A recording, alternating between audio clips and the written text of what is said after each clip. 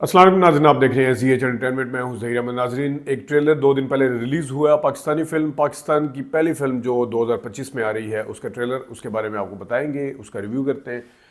Film का नाम है बाप। फिल्म का पोस्टर आप देख सकते हैं, आपके सामने है। और फिल्म बाप जो है, इसको डायरेक्ट किया है नदीम चीमा साहब ने।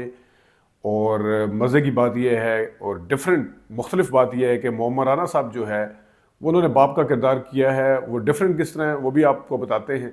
तो सबसे पहले इसकी कास्ट के बारे में आपको बता देते हैं। मोहम्मद राना के साथ उनकी बेटी का किरदार अदा कर रही हैं बिस्मा अल्ताफ़, जो कि नई बच्ची लगती हैं। और उसके साथ दूसरा जो किरदार है उनकी बीवी का, वो है सना गुल, जो कि टिकटॉकर हैं।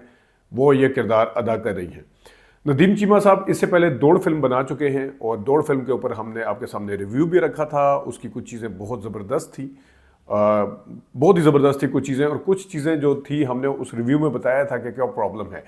ट्रेलर जो है बेस्ट सीन के ऊपर मबनी होता है और बेस्ट तरीके से उसको क्रिएट किया जाता है ताकि देखने वाले के लिए कैची लगे।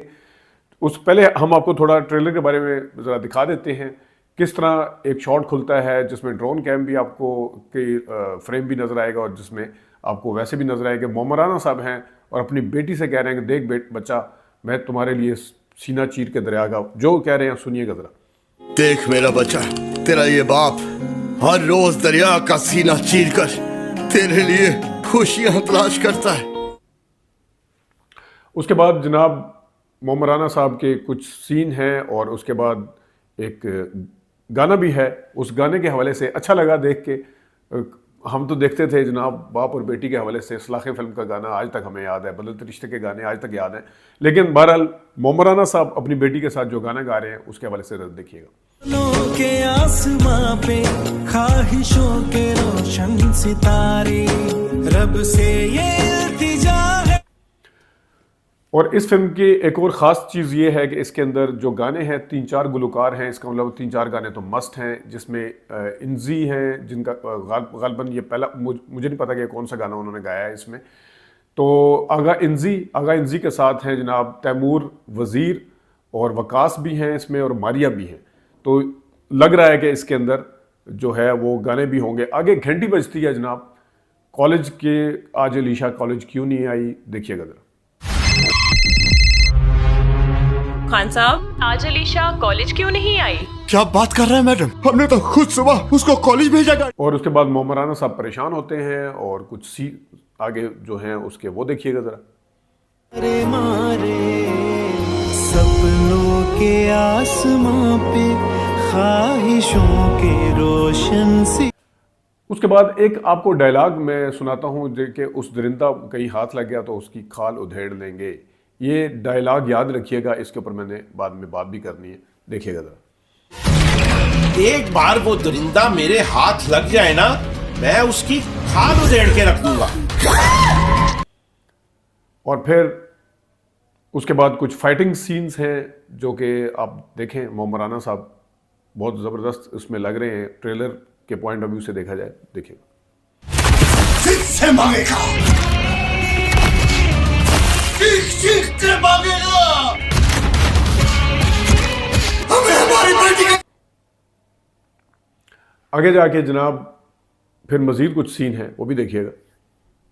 क्या खता आज तुझको है खोया, बाबा फिर रहे हैं। तो जनाब बाप फिल्म का ट्रेलर आपने देखा। 24 जनवरी से फिल्म रिलीज़ हो रही है पाकिस्तान की।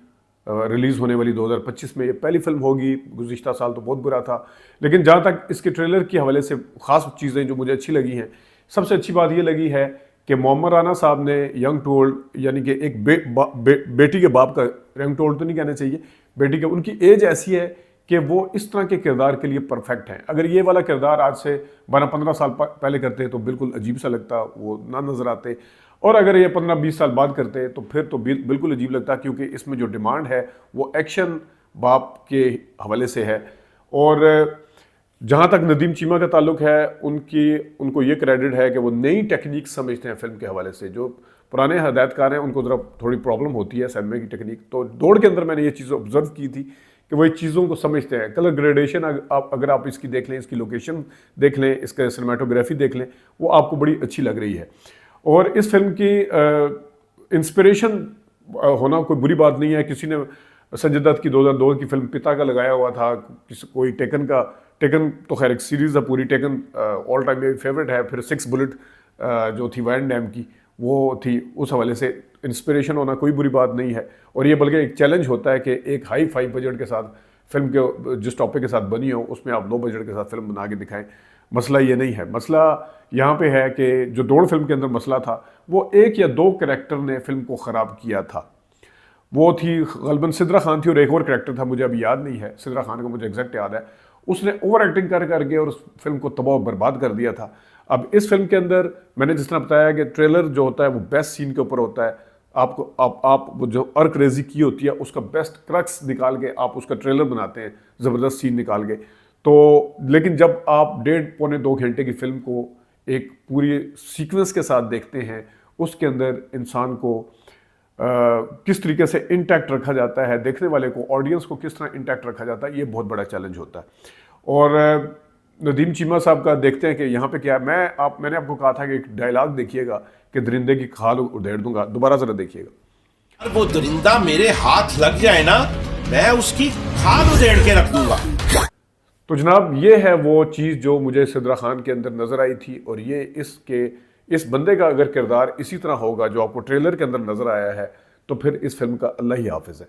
क्योंकि इसकी डिलीवरी के अंदर आपको साफ पता चल रहा है कि डायलॉग को याद किया और बोलने में उसको थोड़ी एफर्ट भी लग रही है।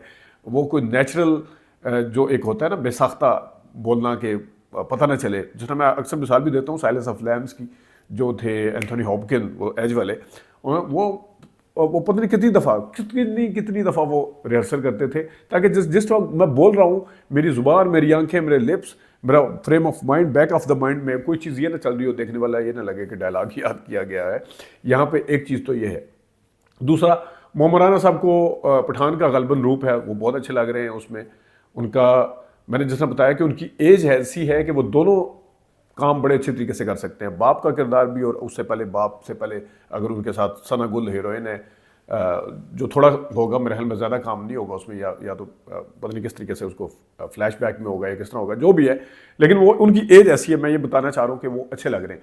लेकिन जहाँ तक उनकी डायलॉग डिलीवरी का ताल्लुक है, उसके अंदर मुझे थोड़ा सा प्रॉब्लम नज़र आया है। थोड़ी सी उसके अंदर भी बनावट नजर आई। पहला जैसा डायलॉग है उन्होंने शुरू बड़ा अच्छा किया, आगे जाके उन्होंने अपना टच दिया रोने का, देख बच्चा मैं दरिया का चीर के लेके आता हूँ पता नहीं ताकि तुम जो कर सको। तो उसके अंदर मुझे फिर वो आगे एक जगह आगे भी मुझे फील हुआ। अब ये इस फिल्म को पूरे में कैसे कैरी करते हैं, देखने वाले को जब फिल्म शुरू होती है उसमें एक इन्वॉल्व करती है फिल्म या नहीं करती, ये अब फिल्म को देख के हम बताएंगे। हमारी बड़ी बेस्ट विशेस हैं कि फिल्म जो है वो चले और पाकिस्तान की फिल्म जो है ग्रो करे। तबाह बर्बाद हुई है इस वक्त फिल्म, और जो भी फिल्म बना रहा है मैं समझता हूँ मुजाहिद से कम नहीं है।